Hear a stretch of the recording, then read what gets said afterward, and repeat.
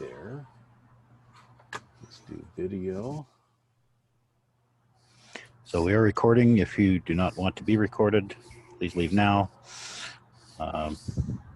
Otherwise, or turn your video off. You're going to be preserved for all time and eternity. Thank you. Yeah. Take it away, Dan. Okay, stand by. Let me see. Testing 1, 2. Let's make sure. Okay, testing 1, 2.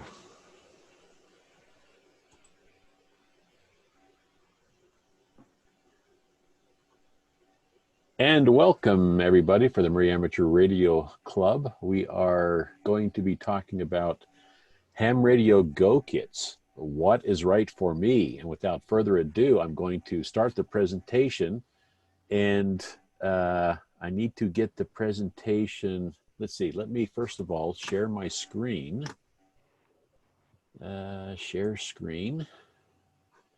And screen 1. And share computer sound in case I need that. Can everybody see my screen? Okay, great. Let me turn on the presentation. And let me change this. Okay, so can everybody see the presentation? Yep, we got it. Okay, great. So, just so everybody knows, I'm going to assume that nobody knows me, and this is just how I'm going to do it for the presentation on Wednesday. So, without further ado, my name is Dan Lundwall, N7XDL. I've been a ham radio operator for about 5 years now and hold a general class license. So as not to insult anyone with my level of experience, let me first tell you what I plan on doing today. My goal is to demonstrate the building of a ham radio go kit. Rather, my goal is to demonstrate that building a ham radio go kit is a very personal decision. There are no standards when it comes to go kits.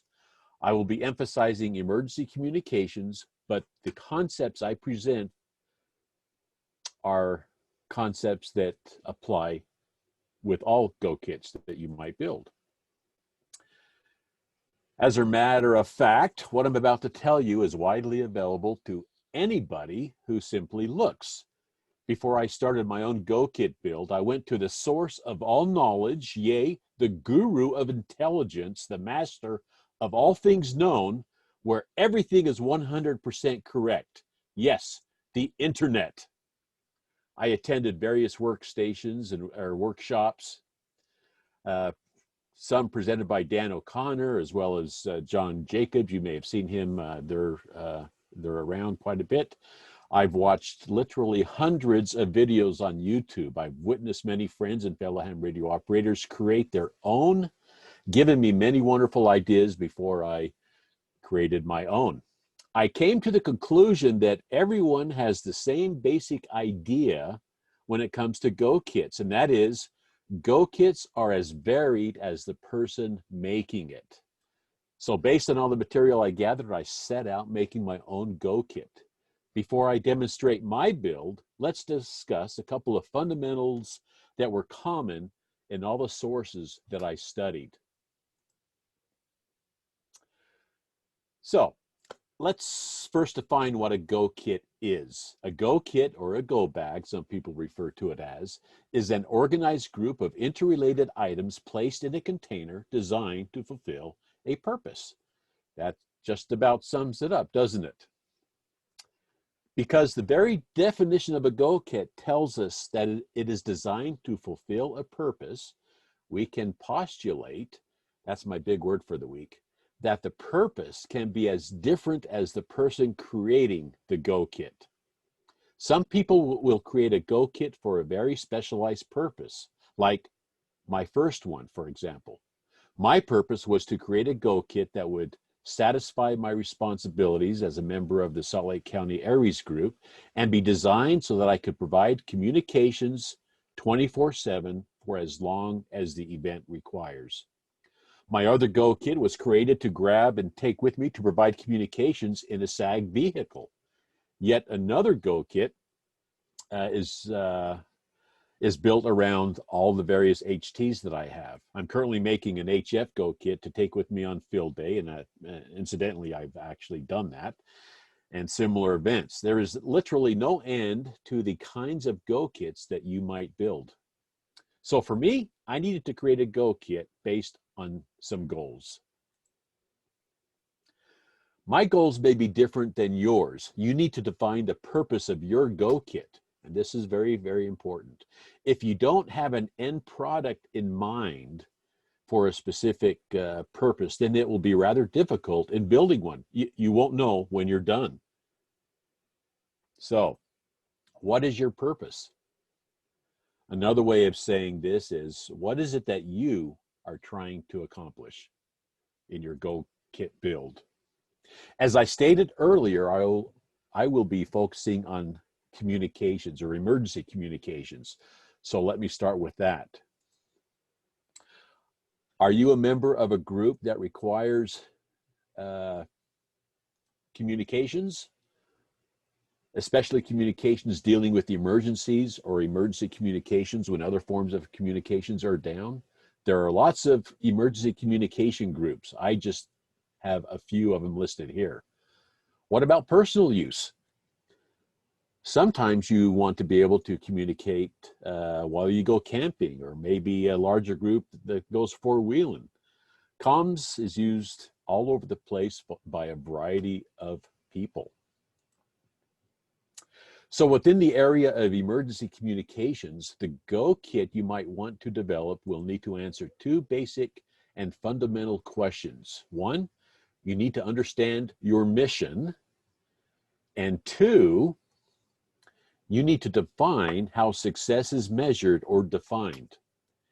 In the realm of MCOMs or emergency communications, my mission would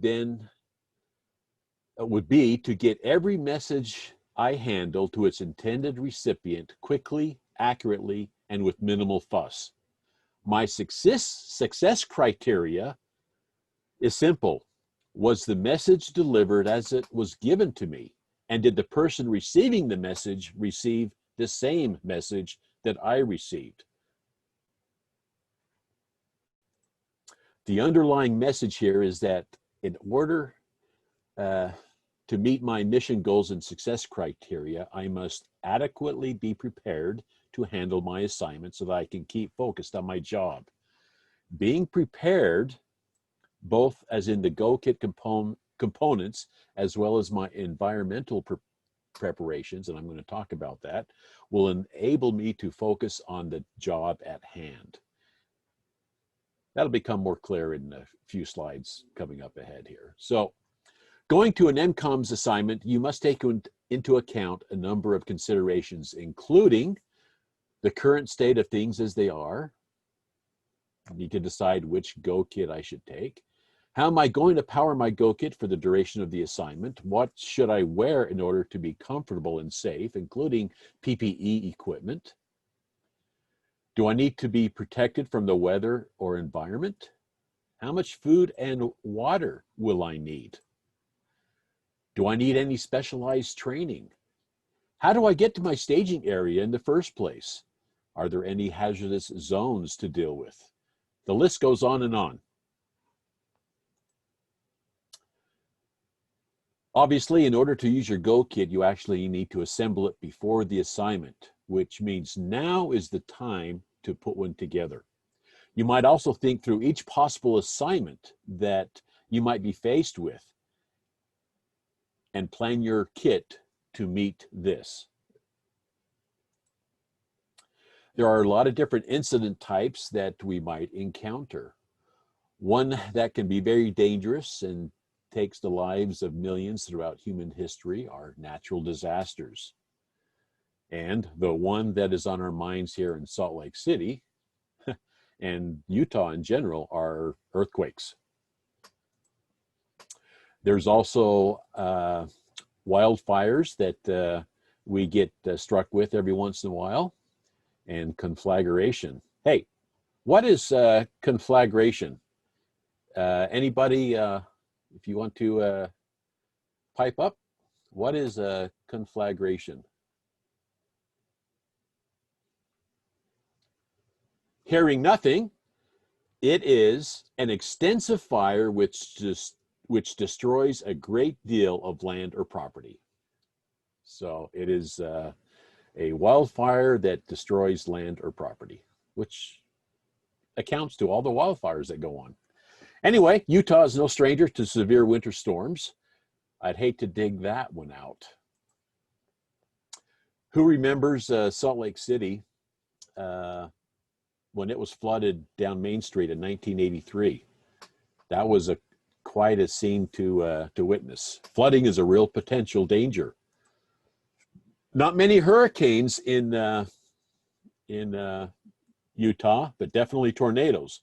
But just because we actually don't get hurricanes doesn't mean we don't get hurricane force winds, i.e. what happened just last weekend or the weekend before that, I can't remember.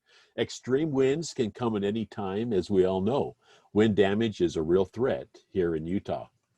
Then, and this is something that I always thought other parts of the world would be plagued with, pun intended, and we would not have to deal with it here in Utah. But alas, epidemic and pandemics. We are still dealing with the effects of COVID-19. Hey, another bonus question here. What is the difference between an epidemic and a pandemic? Go ahead and unmute your mic and tell me. Whoever knows. I'm opening it up to everybody. It isn't a pandemic something that is taking place over a wide area, whereas an epidemic just involves a lot of people? Yes, an epidemic is a disease that is in a specified geographical area, like Salt Lake County. That would be an epidemic, whereas a pandemic is a global outbreak of the disease. So very good. You get you get the first prize, Jen. Yeah, which is... You get to teach the second Thursday of the month. Oh, good. Okay. Well, I think I had already won that. Okay. So. Prize for the runner-up is jury duty.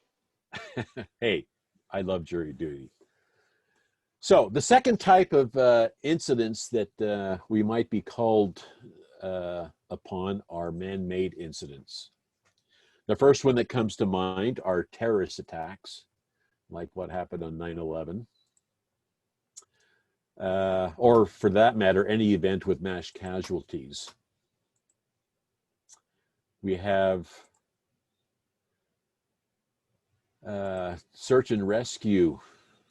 Well, okay, here we go. We have search and rescue operations that might require MCOMs, multi-vehicle pileups, aircraft accidents. Now you need to remember, they don't always have to happen. They don't always have to happen at the airport.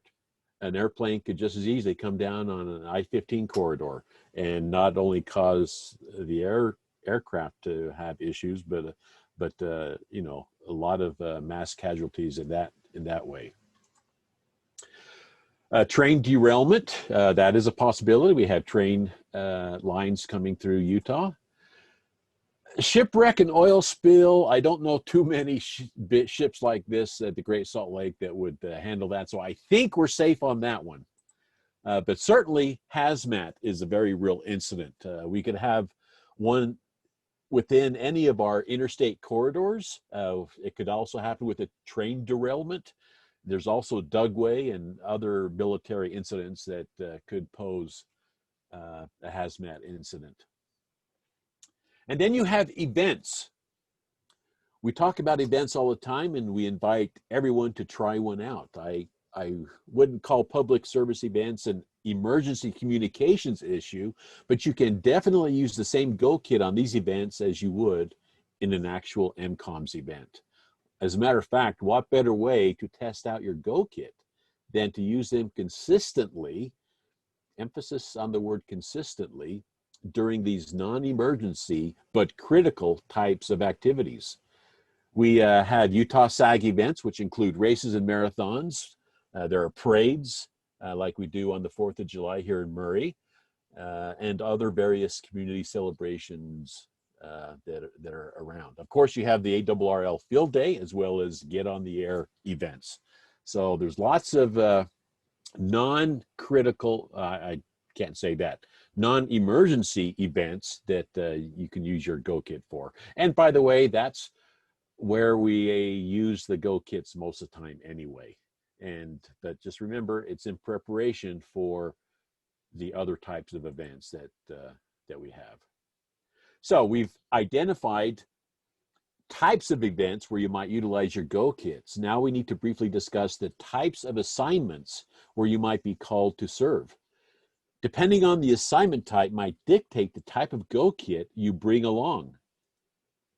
You might be asked to serve as a base station, which includes incident command post, an EOC, a hospital, or even you'll be staying at home if the occasion requires.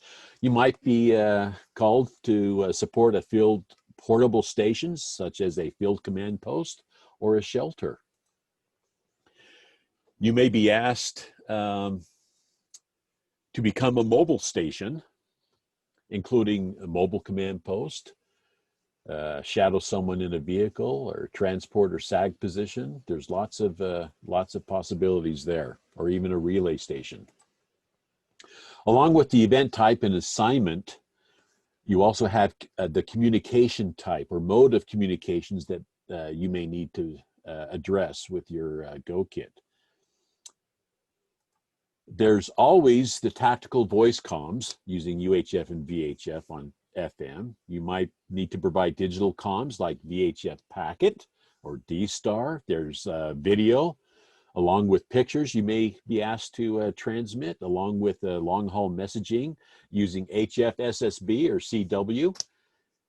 Also, you have the telephone and fax and the agency radios you may be asked to run, and something that's been in use for thousands of years, and that would be a runner.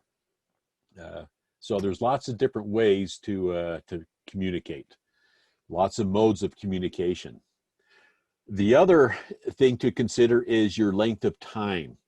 What is it, how long do you think you're going to be serving in your NCOM support role? You need to be able to ascertain how long you might be called in for. Is it a few hours? Or is it an overnight situation? If it is something longer than a few hours, then you probably would want to bring some supporting kits in addition to your MCOM kit. As an example is this 24-hour short-term Go Kit, which includes your comms equipment, as you can see, and other items to make your stay more enjoyable. Now, here's the deal. Just because a disaster strikes doesn't mean you can't try to become as comfortable as possible.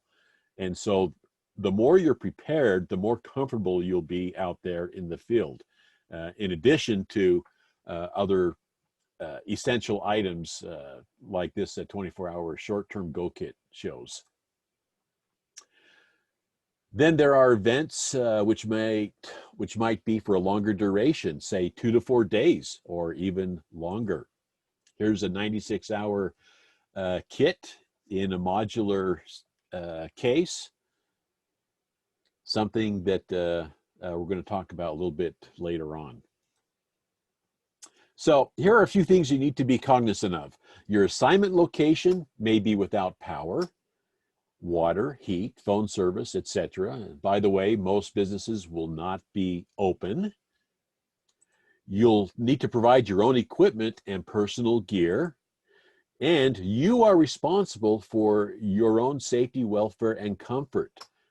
You probably won't be housed in the Waldorf Astoria Hotel, but most likely you'll be set up in a tent, maybe your own, in a parking lot, kind of away from the chaos, but they're kind of in the middle of things.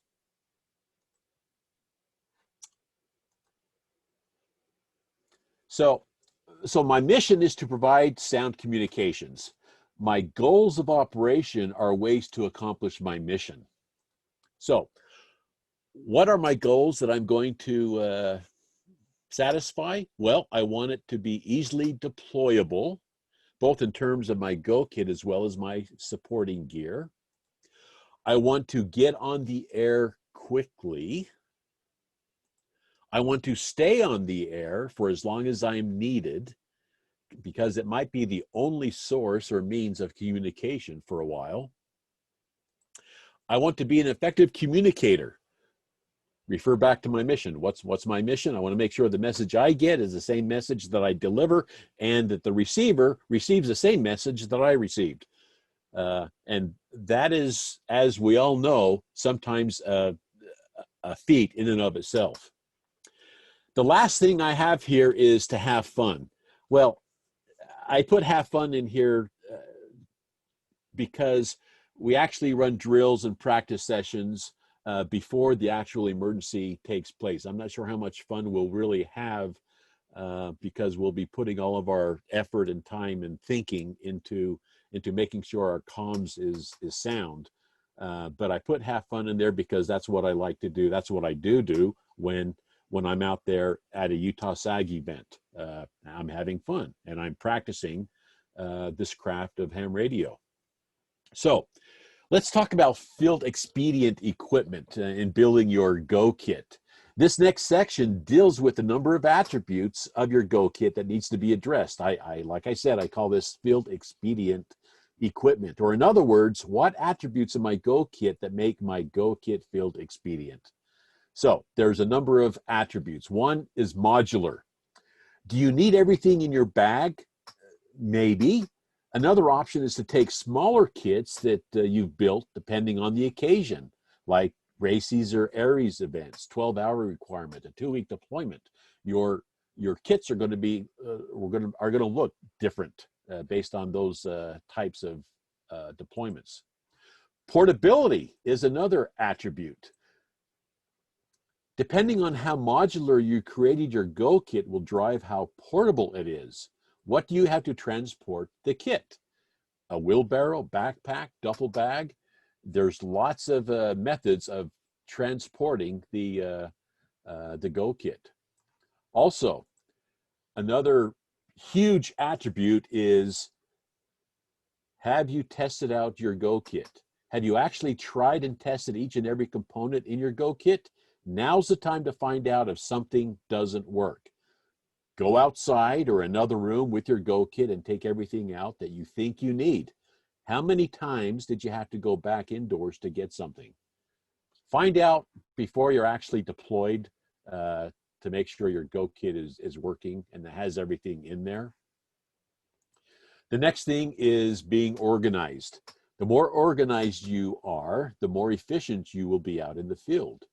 Do you have an inventory sheet in each Go kit? And your Go kits need to be understood, meaning, do you understand your equipment, its capabilities, what it can't do, what it can do? You need to know how it works. How do you configure new repeaters? What menu items do you need to understand? Do you have cheat sheets or mini manuals for each component in your Go kit? Printed sheets of your channels. You know, what is actually in every channel? That is, I think, a huge key in building a Go kit, is having this understanding your equipment and understanding how to configure it. So let's talk about the modular concept. You might consider making a Go kit with modularity in mind, which is what I do. They should be relatively small and easily transportable. The modules that you create should supplement each other with the goal in mind to extend your capabilities and duration. Using the modular model, you might consider making basic kits like a day pack, a 24-hour assignment kit, or even a 96-hour kit. Then there are specialty kits that you might put together to augment your primary Go kit. Some kits I'd like to see are field office kits, a computer kit, a tool kit, antenna and mast kit, and emergency power equipment. You can also have supplemental kits made up with additional gear, or a vehicle tool kit, or an evacuation kit. As you can see, having a Go kit is a lot more than just having a radio in a box. It includes, or it could include, a number of other supplemental kits. So here's this 96-hour Go kit in a compartmentalized duffel bag. He did a great job of putting this together. Looking at each of the little pieces and parts of the Go kit, you have this common gear, which is the red bag, including a first aid kit. Then we have a provisions, which is the meals, trash bags. You have the individual gear with your personal items. So we have the field expedient, we have the modular that we just talked about. Let's now talk about portable. How am I going to carry it? Well, there's a waste pack, and I saw this on the internet. Look at that waste pack. Isn't that gross? I had to put it in here because I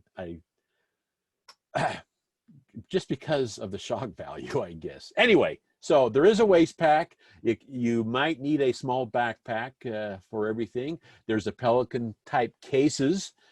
Popular one is the Apache cases. Those are becoming real popular, and I have a bunch of Go kits in Apache cases. It might be a dolly or a wagon.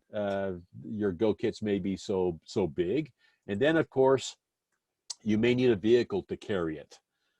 So you need to identify what type of thing you're going to use to carry your Go kit. And that all comes under the guise of portability. So modularity, portability. Now let's talk about tested. Well, we've already talked about tested. We're going to actually go on to being organized. Is your Go kit organized, or is it just thrown together? My suggestion is that you organize it. Here's an example of a chest pack with everything laid out. We've already seen the duffel bag. That's a brilliant way of doing it. I'm trying to find that system myself because I want to do that very same thing. The last thing is the understanding piece of it. You need to, like I said, you need to understand your equipment. I like the cheat sheets that should be in there. And you've seen my laminated sheets that have all the frequencies on there. That should be included in your Go kits. All of the frequencies printed and laminated, because you could be out in inclement weather, and if you just have it on paper, you're going to be hurting. So let's talk about a sample handheld Go bag. We're going to talk about the radio, what it takes to run the radio, which is power, and what it takes to regenerate the power. You have tools, including lights and note-taking and documents. So here's an example of a HT Go kit. Here's a Baofeng option there on the left-hand side, and HT radio with the Yaesu stuff, and I did not put that there. This was from John Jacobs. He actually used this terminology, the Tri-Band VX6R. Some of our people in the club have it. The radio you wish you started out with, because it has the Tri-Band, the 220 on there. So anyway, there's a sample of HT Go kit. Along with that are the additional accessories with the Go kit that all should be included with it. And I want to highlight the documents, both soft and hard copy, including your radio manuals, your band plan, your FCC license. I think that's a very important thing to have in your programming tip sheet. Here's a number of sample Go kits I found. Here's a Pelican case with a dual bander in there. Here's one that I thought was really cool. It's a Baofeng radio, but it has one of those 25 or 50 watt amps that make that 5 water into 25 water.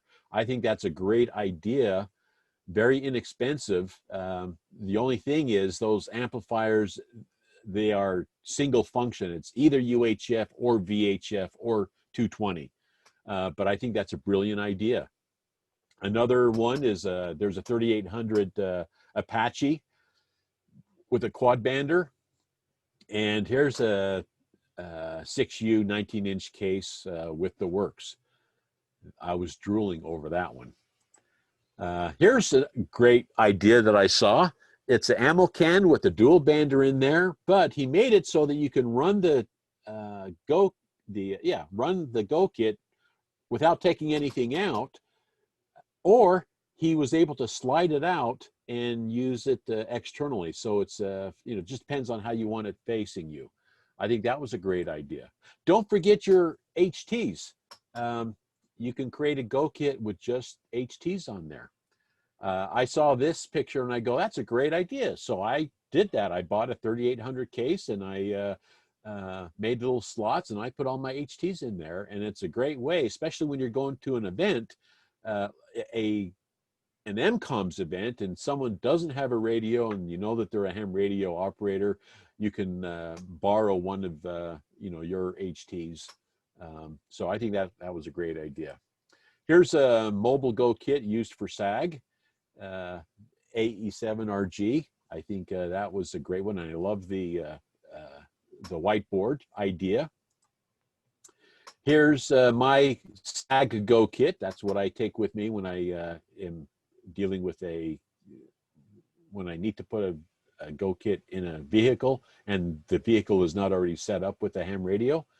As a matter of fact, some of the other members of the MARC club kind of followed suit. In particular, KG7GIT Steve, he made his Go kit, and what a wonderful job he did there.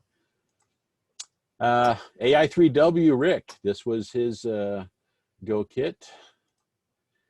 We have a KG7IGW. I think that's a great looking Go kit. A lot of, all of these Go kits, I gather, I look at it and I see things that I like and I try to implement it with my Go kits. Here's Ryan's Go kit. That event looks familiar. We just barely had it. The Oxcom event. I love his Go kit. What a great Go kit he has there. Here's another Go kit, Whiskey Bravo 7, Victor Papa Charlie. He's nice and clean. The battery and whatnot is all underneath there. Very simple is good. So this is my Salt Lake County ARES Go kit. Everybody has seen it before. So the question is, how did I make it fit? What did I use to build it out? Well, the power case, as a matter of fact, all of my Go kits were created in CAD.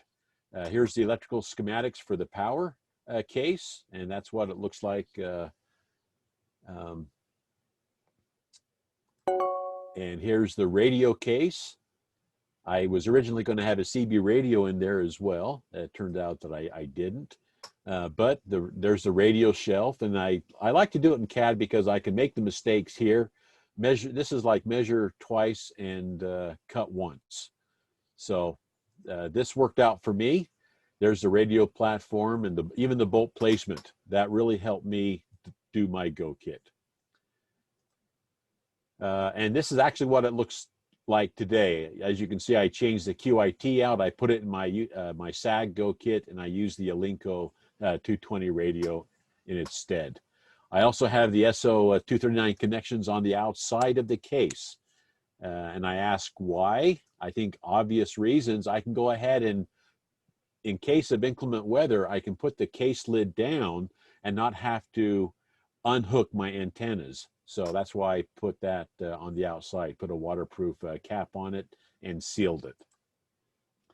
My HF Go kit, my conceptual drawing, I actually did in Visio. I wanted to try something else that was more available for everybody, Visio. And there's also draw utilities on the web that you can use. My suggestion is you try using that.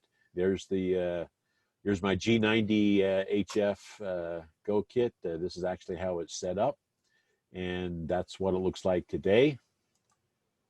There's the rear. There's the electrical connections I have in there, and a close-up of the antenna coax connections. Now it's your turn. I have 7 simple steps that will help you create your own Go kit. First one is start out simple. Use the KISS method. Keep it simple. Use what you already have. It doesn't have to be all that expensive. There's a lot of things that are lying around that you could reuse for your Go kit. Ask for guidance from people who have made their own Go kits. Let them make the mistake. Learn from other people. Think outside the box. Be creative with your kit, with what you have. An example is my power box. I wanted to have a single box power all of my kits, so I'm using that same connection to hook up into all of my my Go kits. Don't be afraid to steal ideas from borrow ideas from other people's Go kits. That's what I do all the time. This is your kit, so don't compare your kit to others. Remember, your Go kit is based on your needs and not someone else's. And the most important thing is have fun in building your Go kit. There's a number of resources that you can go to build your Go kit. Consider looking at Facebook called Ham Radio Go Kits. That's a great option there. We have club activities that help you do that. YouTube is, of course, full of ideas, and your various searches. As you all know anyway, you can contact me at any time for any question that you might have. And with that, step 3. So, does anybody have any questions? I got a question for you, Dan. Sure. On your power connections to your power box, how come you didn't use power poles? That is a good question. And I've actually made a pigtail. It's about a 2-foot pigtail that has a female receptacle on there with a power pole at the end. So I do have the power pole capability, but I wanted something that is heavy duty that I could put 8-gauge wire into, which is that big long connection with the heavy duty end. I want zero loss between my battery and my equipment, and so I overbuild it, and so that's why I did it. But I'm not disagreeing with your choice. I like the locking plugs and the way that it connects together like that, but my concerns would be that someone who's not aware of what you've done there is going to plug some AC power equipment into that, thinking that it's an AC power outlet, or vice versa, and that would be my biggest concern. That would be the end of the Go kit. It would be a buy kit. Goodbye kit. The other concern is ARES seems to have standardized on the power pole, so your pigtail idea is probably sufficient to meet that requirement. But that's always something to think about: is who do I need to interoperate with if I'm somewhere? What if there's another guy there who his battery's died and I still have plenty of juice in mine? How do I get connected up to him so that he can borrow some of my power or whatever? So yeah, well, okay, so here's the goal. When it comes to deployments, I'm going to be very, very stingy and selfish. Okay, no, I can't blame you. I can't blame you there. I need to run my Go kit. Okay, so the batteries are sized to my Go kit. Okay, and I can run that thing, and I do run it all the time, 24/7. It's big enough to do that. So, but point well taken. And for that reason, I added a pigtail on there with the power poles. But I also And you have could use that on cigarette either. lighters. I have cigarette lighters on all the kits that I have, so they can always use that too. Yeah, and you could use your pigtail on either end, right? So Yeah, you could take power from your battery pack or supply power to your radio kit through that adapter as well, or because you use the female plug on or female socket on both devices, right? Both ends. correct. So, yep. Dan, Yes. what Yes, do Vern. you use for decking or your mounting surfaces? Um, What you recommend? it's whatever you have. That was what I had. It was sitting in the garbage at Delta Airlines offices in Minneapolis where I was working, and it was a big sheet of it, and I go, and it was in this bin that was going to go to the trash. So I says, "Hey, you guys can I have that?" And they go, "Sure," because it wasn't. I mean, there were some holes in it, and I mean, there's a reason why they threw it away. But I envisioned the sizes that I need, and like it was perfect. So I even cut it and I put it in my my luggage, my carry-on luggage, and I brought it home. And it wasn't until a number of months after where I actually saw an application for it. I bought it. I bought it. I brought it home with me, knowing that I was going to use it for a Go kit, but I didn't know what Go kit it was going to go in. That Go kit had not been built yet. So, yeah, plexiglass is a great one, a great thing to do. I use, you can use 1/4-inch plywood and paint it. You know, there's all kinds of options. The plastic, I think, it's impervious to water, which is what I liked. It's it's more like a nylon plastic on my Ares Go kit. Very, very strong, and like I say, it's impervious to water, and it was very easy to work with. It was very easy to cut and mold and that kind of stuff. So, Well, yeah, the plywood would cut easily, but it's not always the easiest thing to make a clean cut in. yeah. That just depends on your expertise in woodworking.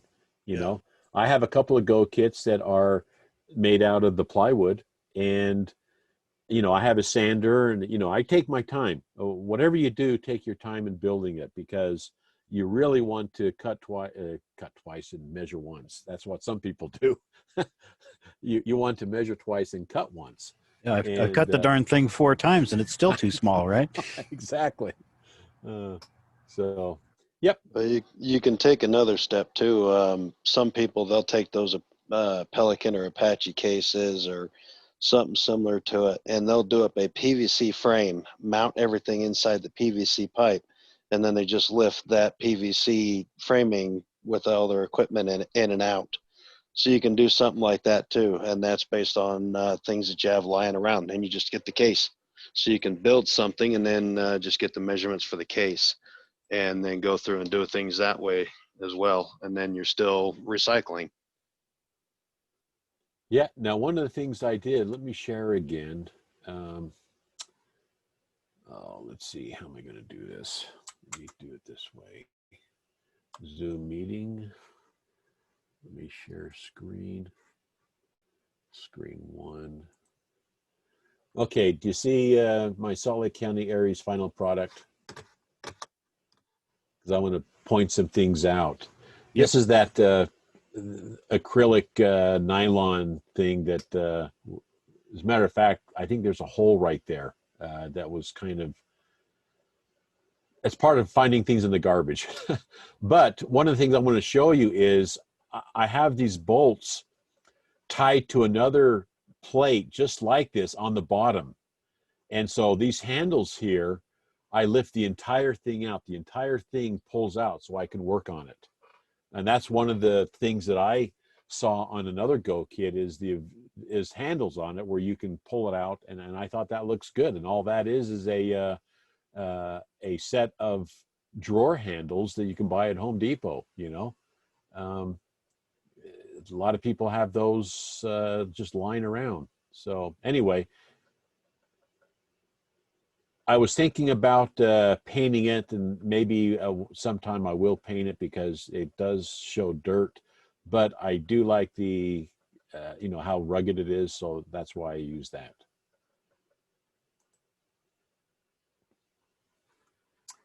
Any other questions that people might have? So I like your concept of designing it all out in a CAD setup before to make sure that everything fits right and is positioned where you want it to be positioned and all of that. Have you used similar tools for calculating like power requirements, heat generated, things like that? Do you think about that kind of thing as well when you're putting it together? Yes, I do. As a matter of fact, I'd left a, let's see, let me get participants off. I left on my Ares Go kit, I left an area for a fan. And I even put a switch in there. There's a switch labeled fan, but I have not put the fan there because I've never, and again, I run this 24/7 in some, like the Wasatch 100. We're up there 24 hours running that. I'm not pushing 50 watts all the time. You know, it's, you know, maybe 20% duty cycle on that, and I may put it there if I have an extra fan just to make it look cool, but the more holes you put in that, the less impervious to water it becomes, right? So until I see the need for uh, extra cooling capabilities, and that in my mobile setups, I actually do have forced air to pull in and pull out air, or yeah, pull out the hot air. Everybody's seen my Go kit that I created for the van that has my HF radio, my Yaesu 891, and the tri-band, the Anytone 578, and all that is completely enclosed. And because I'm running 100 watts on that sucker, I wanted to make sure that there was plenty of airflow. So I actually do have forced air every time I turn that on. I actually have it through a switch, so I always turn that on as well. And just so that I know that there's a lot of airflow going through there. So any time where it's completely enclosed, I would consider creating some type of airflow capability. But the Go kits in my that I carry around, I really don't need it. As a matter of fact, you noticed a couple fans in my HF Go kit. I am thinking about just putting a switch on there because it's a 20-watt radio. It never generates heat, you know? And so that was just extra. But now I actually bought the, what do they call it? It's the 7-inch display for that Zygu G90. That's going to go also in the Go kit there. And once I have that in, then I'll make that front plate probably, and I already have it cut out ready for it out of plywood, as a matter of fact. And you know, plywood is, I think, is a very good option because it's very sturdy, and once you seal it correctly, you know, I would be worried about getting water on my radios than the you know, the faceplate and whatnot. So yeah, I don't have to worry about that. Anyway, good questions. Any other questions? What about carrying antennas? Do you have a separate bag for antennas, or like for your HF operations, do you carry like a coil wire or something like that that you can string up pretty quickly? And does that fit in with your kit, or is that a separate bag, or how do you do that? I have my antenna so that I can actually, right now, because it doesn't have the front plate on it, I actually put my antenna in with the radio. But as soon as I change that, I'm going to have a bag that just has my 2 half-wave end-fed antennas in there with the transformers. So there will be a separate bag for that. I don't need it now, but I do know that I will need it. So Rick, Rick had a great solution. He puts his antennas in these, and actually the antennas come with the bag, so he carries that with him, and of course that was before it was stolen from his car. So Now, there's one thing that I'm going to add to the antennas part that'll go along hand in hand with this Go Kit part. One of the things that I'm arranging is for different presentations on HF, portable HF antennas. And I'm looking at trying to get Jed to do that presentation. So as more comes available, Dan will be able to pass that out to everybody in his club as to when that's going to be.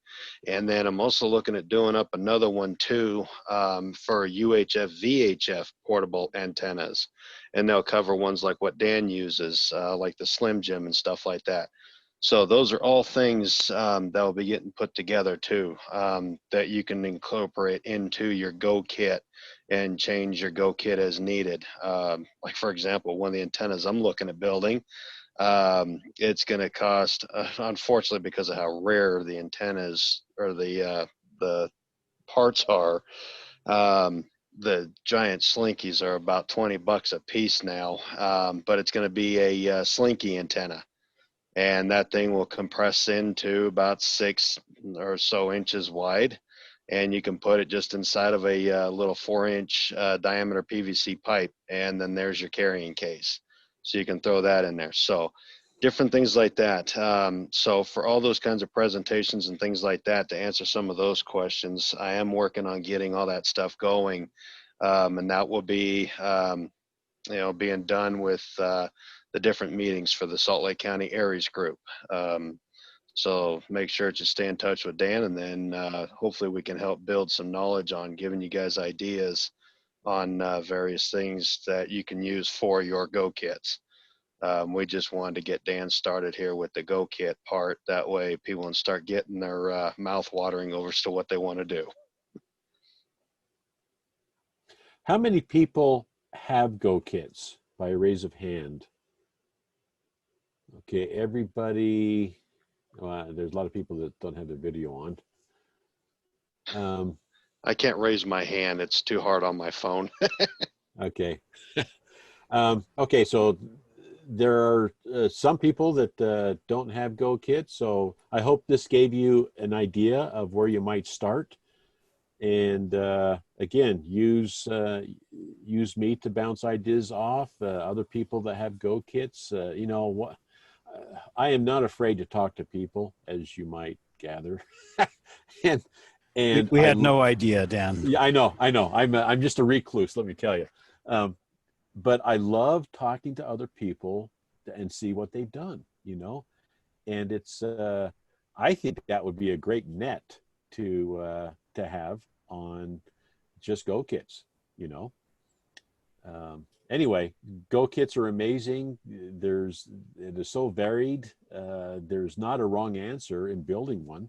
One of the things I'm going to pick on Bob for a second. And by the way, Bob, the answer to your question is yes, he is a silent key. So, Bob made a Go Kit, a couple of them, as a matter of fact, and he had this slide